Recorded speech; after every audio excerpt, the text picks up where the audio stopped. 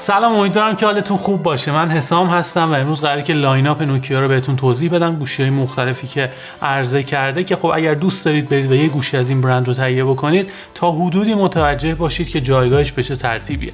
نوکیا برندیه که توی سال 1865 تأسیس شده، نزدیک 157 سال عمر این برنده که خب خیلی فوق‌العاده است. مطمئنم همه ماها باهاش خاطره داریم، حداقل خود من که اینجوری بودم. گوشی نوکیا N73 داشتم که گوشی بسیار فوق‌العاده‌ای بود. برمیگردم به امروز و گوشیایی که اخیراً عرضه کرده و سعی میکنم اونا رو بهتون توضیح بدم. خیلی سراغ گوشی‌های فیچر فون یا دکمه‌ای خودمون نمیرم و بیشتر روی گوشی‌های تاچ این برند تمرکز میکنم که خب سیستم نامگذاریش هم خیلی ساده است. توی دو تا حالت جدید و قدیمی میتونم اونا رو دسته‌بندی بکنم. توی حالت قدیمی نوکیا از اعداد استفاده کرده که مدل هاشون نامگذاری بکنه. توی حالت جدید از حروف C، G و X استفاده کرده که در ادامه قراره که به اونا بپردازم. میرم سراغ همون سیستم قدیمی و اون در واقع نامگذاری به وسیله اعداد که هر چقدر اون عدد بزرگتر باشه اون گوشی بهتری. از تمامی اعداد هم استفاده کرده، 1 2 3 4 5 6 7 8 9 که اینا یه سری برادر هم دارن. یعنی شما میتونید گوشی نوکیا 3 رو داشته باشید، نوکیا 3 و 1 یا 3 و 2، یا از اون ور ماجرا میتونید نوکیا 5 رو داشته باشید، نوکیا 5 و 3 یا 5 و 4 که یه سری تفاوت جزئی هم با هم دارن. برای مثال گوشی نوکیا 3 و 2 یه چیپست 12 نانومتری داره یا ظرفیت باتریش 4000 میلی آمپر ساعته که در مقایسه با گوشی نوکیا 3 و 1 خیلی بهتره. باتری اون گوشی 2990 میلی آمپر ساعته و چیپستش 28 نانومتریه. اگر بخوام همین گوشی نوکیا 3 و 1 رو با گوشی نوکیا 3 مقایسه بکنم، دوربین 13 مگاپیکسلیش میتونه یه ارتقا نسبت به دوربین 8 مگاپیکسلی گوشی نوکیا 3 تلقی بشه. یا از اون ور ماجرا گوشی نوکیا 54 رو داریم که سنسور دوربین اصلیش 48 مگاپیکسل و در مقایسه با گوشی نوکیا 53 که دوربین اصلیش یه سنسور 13 مگاپیکسلی داره یه برتری محسوب میشه. یا همین گوشی نوکیا 53 یه چیپست 11 نانومتری داره، اسنپ دراگون 665 که اگر بخوام اون رو با گوشی نوکیا 5 مقایسه بکنم، اون گوشی یه چیپست 28 نانومتری داره، اسنپ دراگون 430 که خب سرعتش خیلی بالاتر و قشنگ میتونید اون تفاوت توی سری های نوکیا رو اینجا ببینید. یه ذره که میریم بالاتر میرسیم به گوشی های نوکیا که کیفیت ساخت بهتری دارن، کلا گوشی های بهتری ان.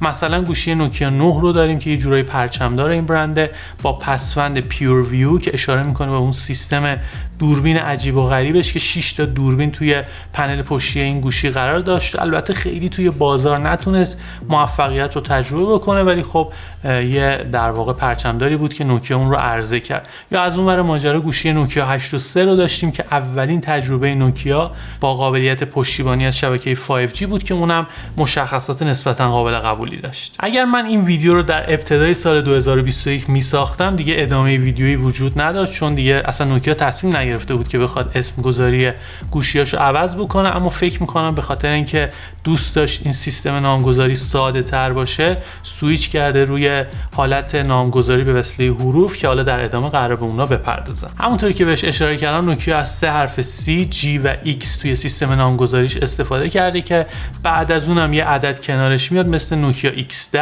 که هر چقدر اون عدد بزرگتر میشه مشخصات اون گوشی هم بهتر میشه، مثل گوشی نوکیا X20 در مقایسه با گوشی نوکیا X10. فقط اینجا یه موردی وجود داره که اخیراً نوکیا اومده از اعداد 3 رقمی هم استفاده کرده. مثلا گوشی نوکیا X100 رو داشتیم که در مقایسه با گوشی نوکیا X10 یه سری پیشرفت‌های خیلی جزئی رو داشته، مثل ورژن نسخه بلوتوث یا رزولوشن دوربین سلفی که خب یه جورایی قابل چشم پوشی هست. خب از سری C شروع میکنم که در واقع سری اقتصادی گوشی‌های نوکیا هستن و برای اونایی که خیلی انتظارات زیادی از گوشی ندارن میتونن انتخابای خوبی باشن.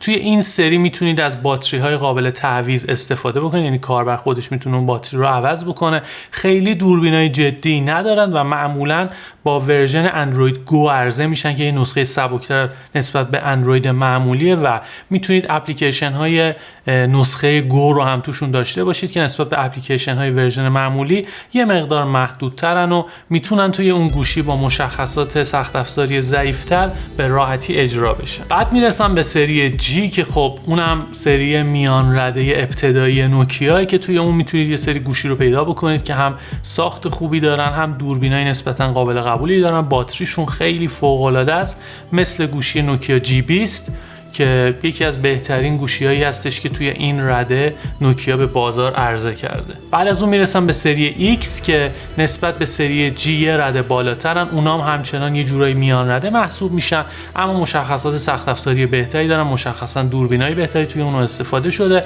و برای مثال میتونم به گوشی نوکیا X20 اشاره بکنم که یه جورایی آخرین ورژن این سری X که نوکیا به بازار عرضه کرده. ممکنه یه حرف بعد از اون حرف اصلی XC یا G هم بیاد، مثل حرف R که بعد از X توی گوشی نوکیا XR20 قرار گرفته و اشاره میکنه به راگد بودن این گوشی یا جون سخت بودن این گوشی که حالا نوکیا اومده از این سیستم نامگذاری هم توی مدل‌های مختلفش استفاده کرده. حتی نوکیا سراغ واژه پلاس هم رفته و توی بعضی از مدلاش مثل C20 پلاس یا C1 پلاس از این واژه هم بعد از گوشی استفاده کرده که نسبت به ورژن اصلی مشخصات یه مقدار بهتری داره که باید این نکته رو هم در نظر بگیرید. نوکیا به این هم بسنده نکرده و اومده از یه سری پسوندهای خیلی خاص و عجیب هم استفاده کرده، مثل تنن، تلا، سیروکو یا اندی که توی بعضی از گوشی‌هاشون میتونید این رو ببینید.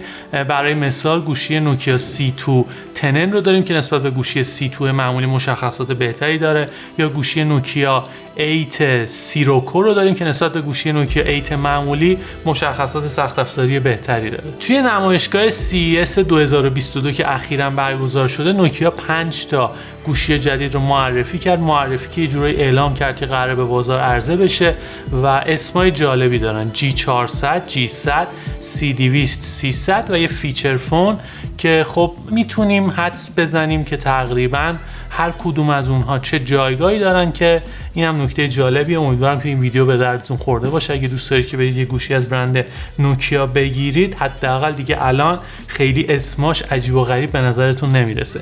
خیلی ممنونم که این ویدیو رو تا انتها تماشا کردید. اگر این ویدیو از طریق پلتفرم یوتیوب تماشا میکنید، حتما این کانال رو سابسکرایب بکنید، اون زنگوله کناریش رو هم بزنید. یادتون باشه که میتونید توی کانال یوتیوب ما ویدیوها رو با کیفیت 4K تماشا بکنید. خیلی ممنونم که نظر میدید، کامنت میذارید و امیدوارم که این اتفاق یه روند ادامه دار باشه. مرسی.